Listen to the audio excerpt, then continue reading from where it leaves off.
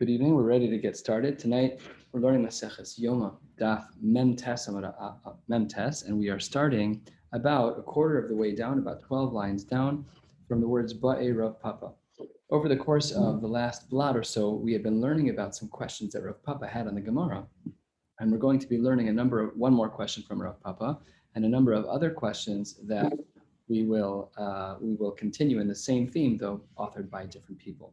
And the Gemara opens 12 lines down, Mem Testament Aleph as follows. Boy Rav Papa, what happens in the following scenario? Let's say that there's two Kohanim. One of them does the chafina. He reaches into the pot and he properly collects the ketores into his hands, and then he puts it into another Kohen's hand. Does that work? And says the Gemara, what's the chakira to be made? The Gemara says the chakir to be made is as follows. Do we say melochofna ba'inan beha'ika? All we need is for the Kohen Gadol to have his hands filled with ketores, and we have that. Okay, he wasn't the one who did the chafina, but we don't care. We just care that his hands are melochofna, or dilma, or perhaps maybe we would argue a little differently. Maybe we would say v'lakach v'hevi. There has to be a lakicha. And if person one put it in the hands of person two, there was no lakicha. He received it, but he was not lokeach, and therefore v'lakach v'hevi po'inan and v'haleka. So that question goes unanswered. The Gemara responds with a teku that we don't know the answer to that question of whether or not we care about how the ketores ended up in the hands of the Kohen. One third of the way down on Mem Tes Amud Aleph, the Gemara continues with yet another question. This question is a little bit longer and has a couple of pieces to it, but let's get started and we will go step by step until we get to the end of this particular question and its answer. Here's step one. By Rabbi Yoshua ben Levi. Rabbi Yoshua ben Levi, an early Amora, he asked the following question. What happens if chafan, there's a Kohen Gadol who does the chafina? So he has the appropriate measured amounts of his hands, melochofnav, like his hands. He has everything in his hands, and then the mace, he passes away. And another Kohen, now the new Kohen Gadol, whoever the skan was, is now the Kohen Gadol. Can he take the chafina? Can he take the ketores that's in the hands of the Kohen who has now passed away, and can he use it to bring the ketores? So that's the Gemara's question, and the Gemara says, Amar Reb Chanina, I'm so happy to hear that you asked that question, says Reb Chanina. Bo re'eh she'elas harishonim. Come see that these are the questions of the early ones. What does this mean? Take a look at Rashi. Rashi's a couple of inches up where we are, about a third of the way down in the Rashi's. Dibur hamaschel Amar Reb Chanina. And this time, this is one of those times where we read the Dibur hamaschel of the Rashi with the Rashi. Amar Reb Chanina letalmidim, says Rashi. He says to his students, Bo re'eh, everybody look, my dear talmidim, take a look. She'ador ha'achron, the later generations, zocha lehischakim kedoros harishonim, that the later generations, referencing himself, Reb Chanina, that Reb Chanina was able to be as wise as the previous generations, which was Rabbi Yoshua ben Levi, because she'afani ha'isi shol she'elazu v'achshav shal Rabbi Yoshua ben Levi shehu min ha'rishonim. So I see that I, Rabbi Chanina, seemingly being the later generation, that I asked the same question as was asked by Rabbi Yoshua ben Levi in the previous generation. But the Gemara has a historical problem with that. You've probably heard me say over the last year and a half or so, or Daf Yomi, this person lives in that generation, that person lives in this generation, and it's a Gemara like this that gives us these pieces of critical information.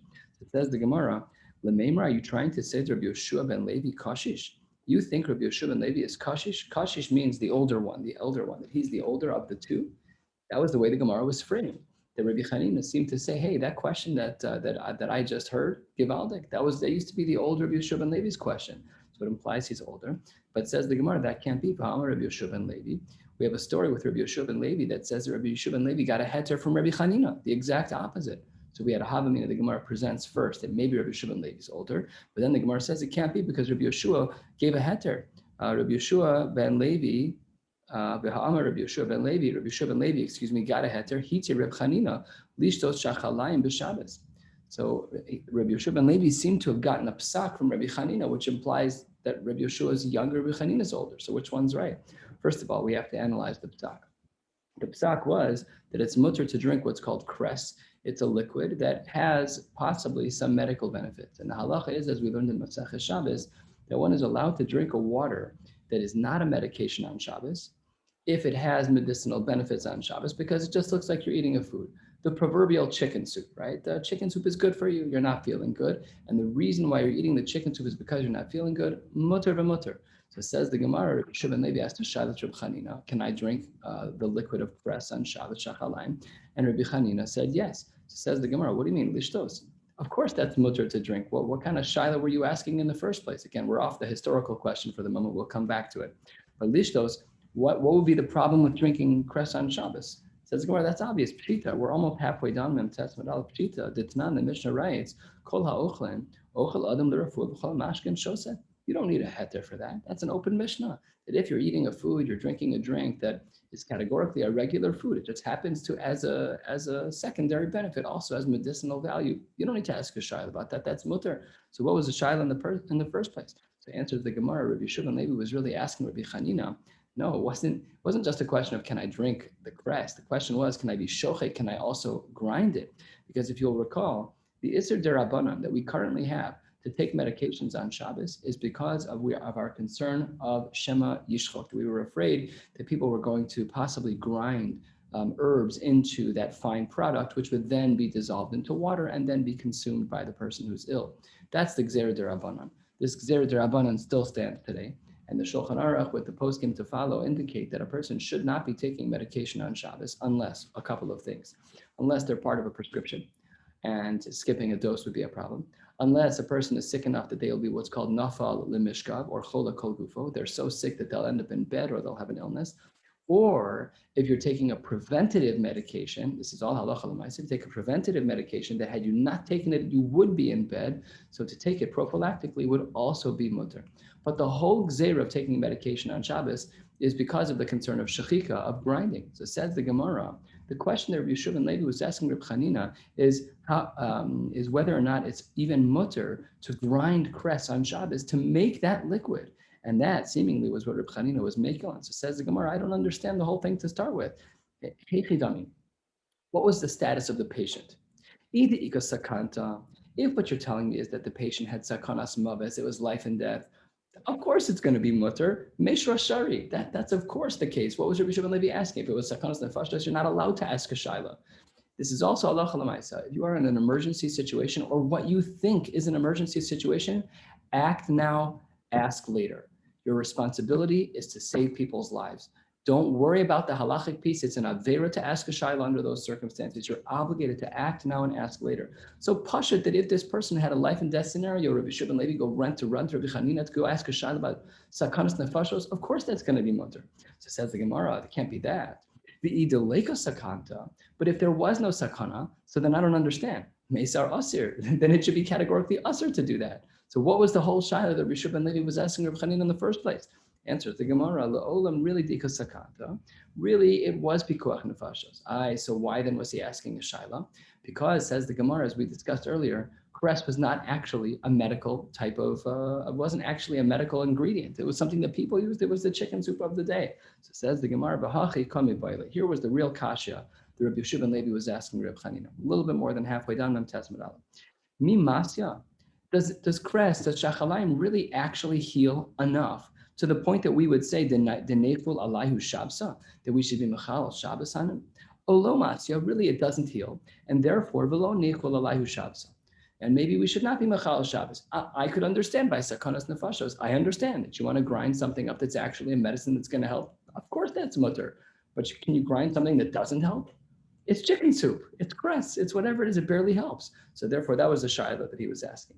This also brings up a fascinating question in the poskim about taking vitamins on Shabbos.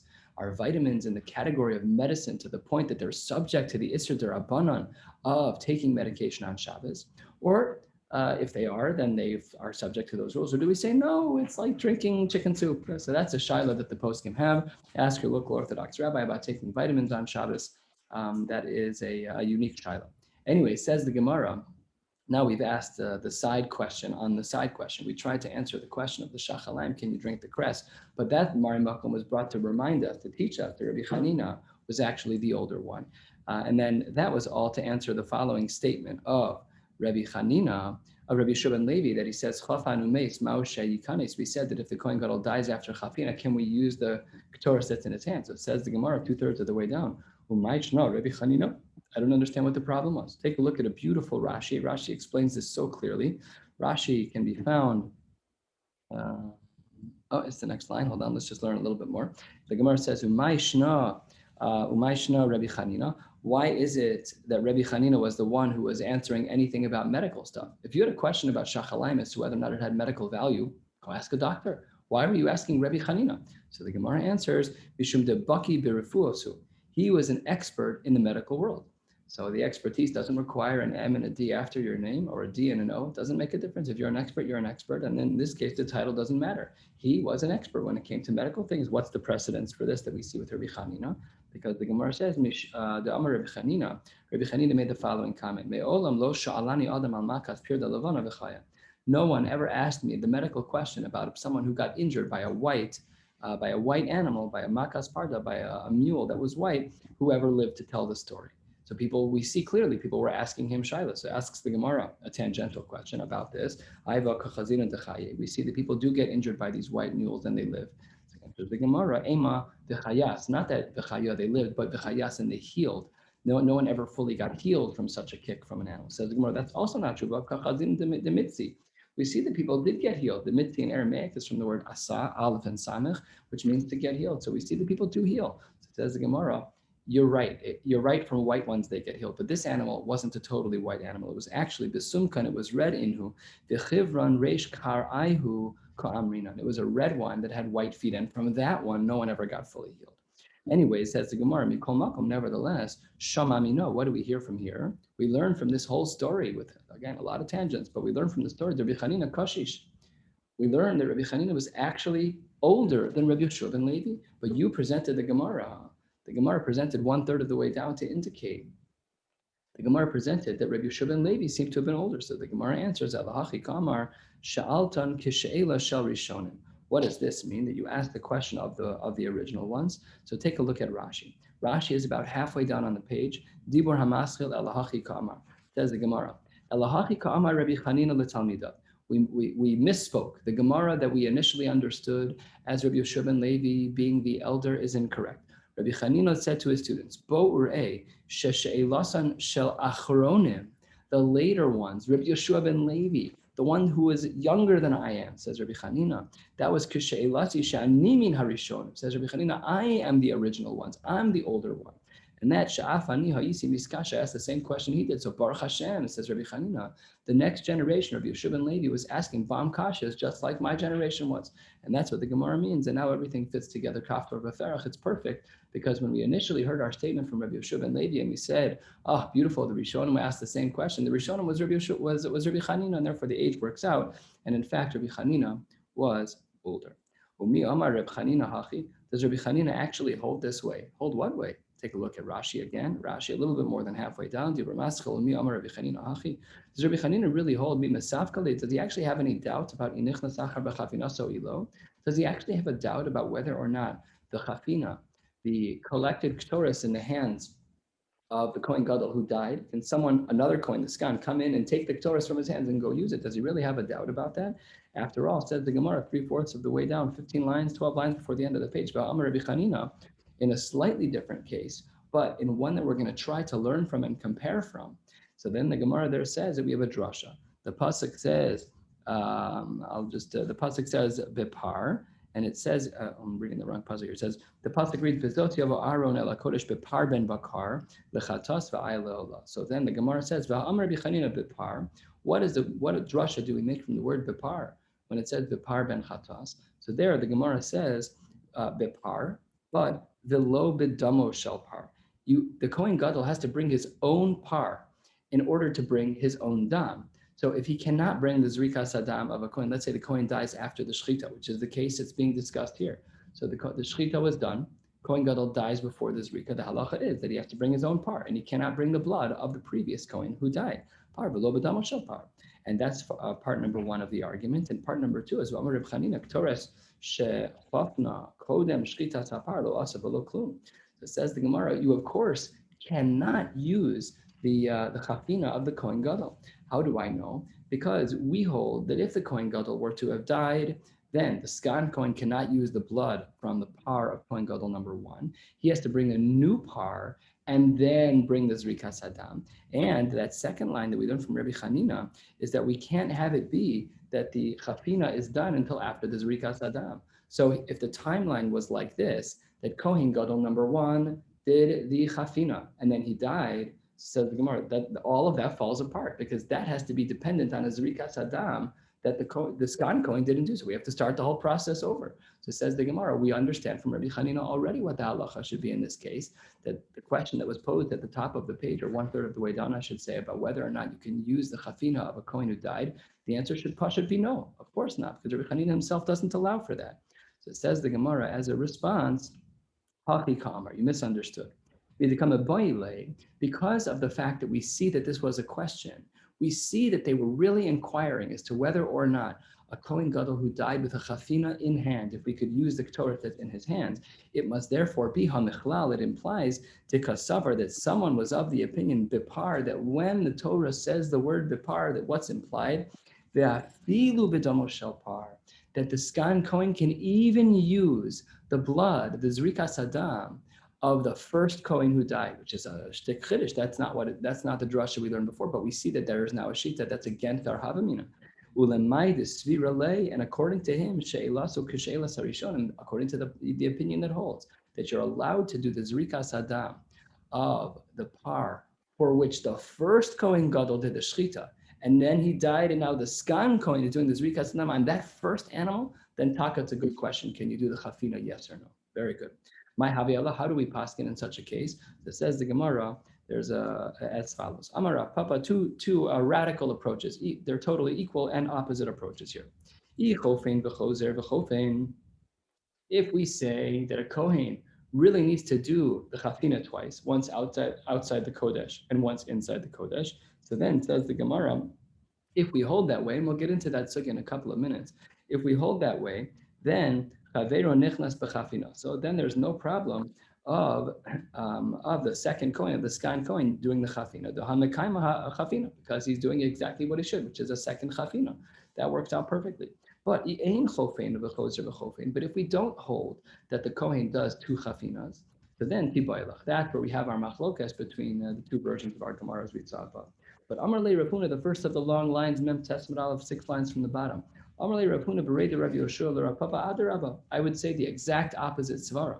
Yes, it is hooked into the machlokas of chofin v'chozer v'chofin. If we say this whole discussion about the chafina is dependent on whether or not we say that a Kohen Gadol does two chafinas.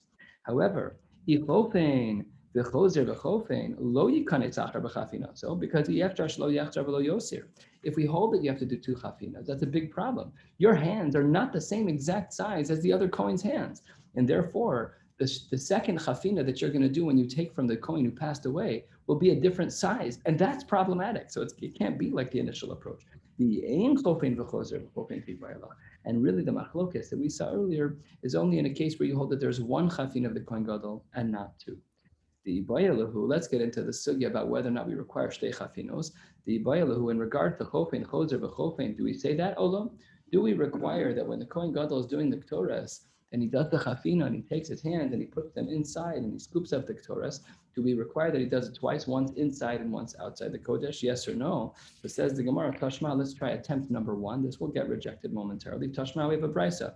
The brisa says, Kan chaya midasa. This was its measurement. So says the Gemara, 2 lines from the bottom, my love, doesn't this mean Kishem shemidasa mibachutz kach midasa mibifnim, that the midah has to be the same both inside and outside of the mikdash, of the heichal, implying that we hold chofin v'chozer v'chofin, and a brisa to boot? Wonderful, we have our answer that we hold chozer v'chofin v'chozer v'chofin, that a Kohen Gadol has to do chafina twice. Do we hold that way? Says, well, no, that brisa can be understood in a totally different way. Lo, in 2 totally different ways. Dilma, she'im ratzalat sos midah, said that no, that you're allowed to make a measure, but you don't have to. Don't say kimidasa. That's what the brisa said. Kachai semidasa. Inami, or inami shelo yechzar v'shelo yoser. Our concern in such a case is that we just want to make sure that you're measuring so that the amount is the same, but it's not a formal requirement. So from this brisa, we cannot learn anything. We don't know how we paskin, whether or not we say chofin v'chozer v'chofin from this brisa. So then the Gemara brings a second brisa. All right, this is really an unbelievably complicated thing to do. We're going to have a little hands-on activity here. The Gemara, last 2 words, Tashma, turning to the top of Memtes Marala. Let's try to answer our question again. Remember, we asked, Do we hold choser v'chofein v'choser, yes or no? Do we say that the Kohen has to do the chafina twice? So it says the Gemara, seemingly with a blaringly obvious, presumed answer to the question, Ketzad hu oseh, how does he do the second chafina? Take a look at Rashi. Ketzad hu oseh chafina shniyam shebifnim. How does he do the second chafina? There's only one guy in the room, and as we saw last week in the Gemara, you're not allowed to have anybody else in that room. We already pointed that out, that no one else can go with him. So this brisa seems to presume that we're doing two chafinos, but what were the logistics? He's one guy. How did he figure it all out? So the Gemara gives a crazy response at the brisa. The brisa says, "Ochez es habazach beroshes bosov." So he's got his hands in the chafina form. He holds with in between his fingers. He's like holding a spoon that his hands are empty, and he's holding a spoon in his hands that has the chafina, that has the ktoris at the end of it. Okay. So he's holding the end of V'yesh Omer B'shinav, some say in his teeth. This is difficult because the Gemara said that this is not the way we would behave between a Melech Basar B'dam, and the Gemara said Alachas Kama V'Kama Lifnei Melech Malchei Amlachim. So a little bit of a difficulty in the Gemara that it says between his teeth. But either way, the Gemara continues. Uma'ale begodlo, you keep moving the spoon with your thumbs down towards your body. Uma'ale begodlo, achemagas lebein atzila yadav, until it gets to your elbows. So the grip that he had here was elbows together. Very uncomfortable, actually. Elbows together and hands together. And you've got the spoon in your hand and you're kind of moving it backwards in your hands. And then the Gemara says, the choser, third line, fourth line, the choser umachzir letoch chofna. And then when the actual cup part of this large spoon got to your hand, you'd flip it over and dump the Torah into your hands. This was very, very difficult. And then what he would do after that, the Brisa just finishes up, but we've learned our point already that we see that there's two chafinas. But anyways, the Brisa finishes with sobra, and he'd make the Torah into a pile, a taller pile. It burns a little slower. The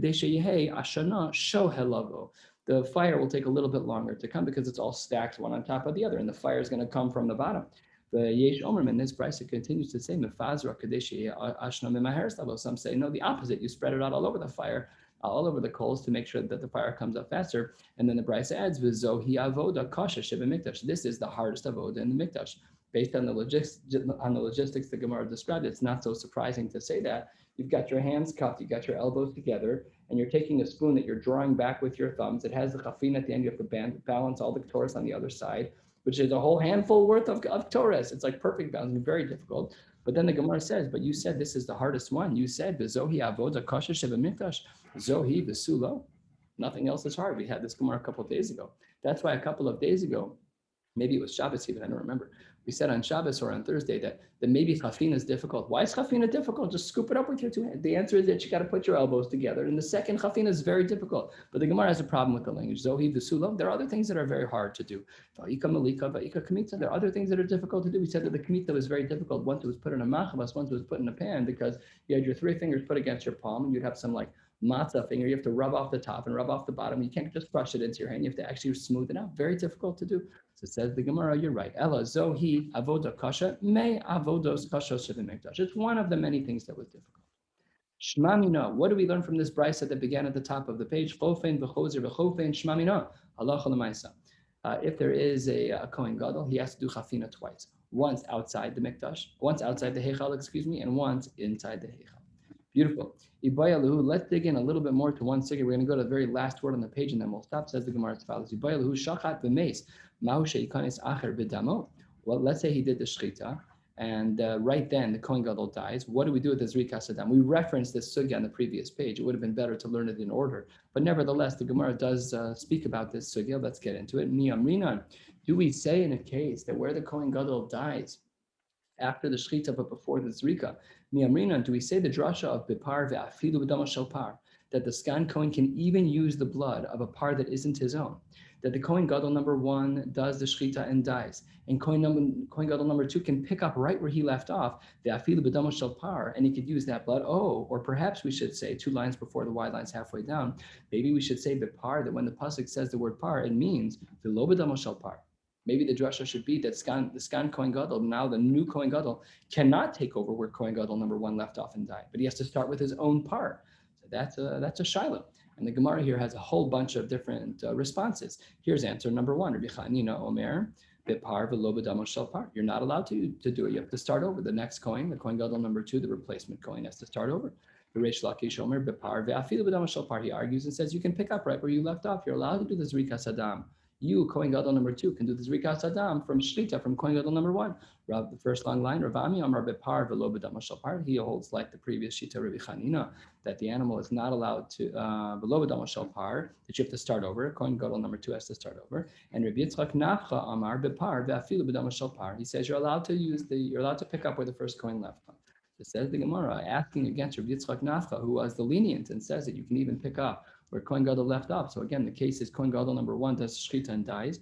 Kohen Gadol number 2 can come in and take the blood that was received at the Kabbalah, Holacha. He can do the Zrika, even though he didn't do the shchita. So the Gemara asks against Rabbi Yitzchak Nafcha, which of course is the same question that's going to be asked against Reish Lakish, but it's focused on Rabbi Yitzchak Nafcha.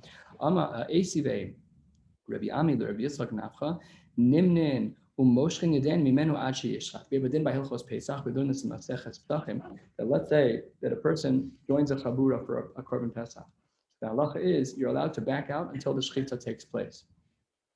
But it says the Gemara, if your assumption is true that, if your assumption is true that you're allowed to, that the second Kohen Gadol is allowed to do the Zrikas Adam Afal Pi, that he wasn't the Shochet, then we should have said by Hilchos Pesachim the same thing. We should have said that someone who joins a Chabura is Achi Yizrak Mi Boile. He should be able to go to the Zrika, because we see that the Zrika, we're allowed to extend it that far. Why don't we let the person back out up until Zrika? Why do we stop at the Shechita? Answers the Gemara, Shaini Hasam Dechsiv Mihios Miseh Michayos Sadeseh. But that's a special din. That's a special Gzera Doraisa, that we only allow a person to back out from a minui on the Korban Pesach to be part of the Chabura up until the Shechita. Based on the pasuk, the animal has to be alive, and that has to do with Shechita, not with Zrikas Adam. Masiv Mar Zutra, the Gemara asks again against the Shita of Rabbi Yitzchak Nafcha. What's the question this time? Again, Rabbi Yitzchak Nafcha was a lenient one to say that if Kohen Gadol number 1 does the Shechita, the Kohen Gadol number 2 can continue where he left off and do the Zrika. So the Gemara asks, hold on one second. We have by the halachos of Peter Chamor, in regards to redeeming a chamor, a donkey, how does that work? The only thing that it can be poda with is a sheep. Ein poden lo be'egel, you can't do it with a goat, lo b'chaya, you can't do it with a small animal, lo b'shchuta, you can't do it even if it is the right animal, even if it is a seh, but it's shechted, you're not allowed, lo b'treifa, lo b'kilayim, not with an animal that's made of mixtures, lo b'koy, another animal we learned about which is also made with mixtures, el b'seh, it has to be a seh that's alive. So what do we see? Where's the line in the sand? The line in the sand is shchuta. So it says the Gemara, therefore, we should have assumed that maybe Rav Yitzchak Nafcha shouldn't have been so lenient to say up until the Zrikas Adam. We should have said that the Shechita would have been a big problem. He has to start over. Answers the Gemara, 3 lines from the bottom. Shani Hassan, you cannot compare the case of Peter Chamor to our case, because Shani Hassan Dialog says Semi Pesach. We have Gzera Shava from Seh that it speaks about by Pesach, and Gzera Shava from Seh from the world of Peter Chamor. So therefore, you cannot learn from there. Asks the Gemara, but maybe we should have learned something else. Maybe we should have learned that the animal should be the same, that it has to also be tam, and it has to be ben shana, a very, very young animal for Peter Chamor, just like by Hilchos Pesach. That's the din by Korban Pesach. Says the Gemara, no. Talmud Lomar, tifte riba. We have different halachos by the case of Peter Chamor as we do by the case of Pesach. Last question of the day. Tifte riba filu kulhu nami. If in fact we have the word tifte twice by Peter Chamor, and therefore we want to be riba, we want to be inclusive. So why did you exclude all the cases in the brisa, 4 lines from the bottom? Why did you exclude all those cases? Tifte riba. We have the word tifte many times. We should include those cases to be allowed to be podeh chamor, not to exclude all of them and only a seh. Answers the Gemara, and with this we'll close in Cain. Seh my ahanile. What is the word seh useful for? We had to have use for the drasha. So yes, tifte riba does include some things, but it doesn't include things that aren't a seh. That has to be the minimum standard. We'll stop here. Mr. Hashem will pick up tomorrow night, 8:40, also only on Zoom and not in person, learning Daf Nun, the 50th blot of Maseches Yoma. Wishing you all a beautiful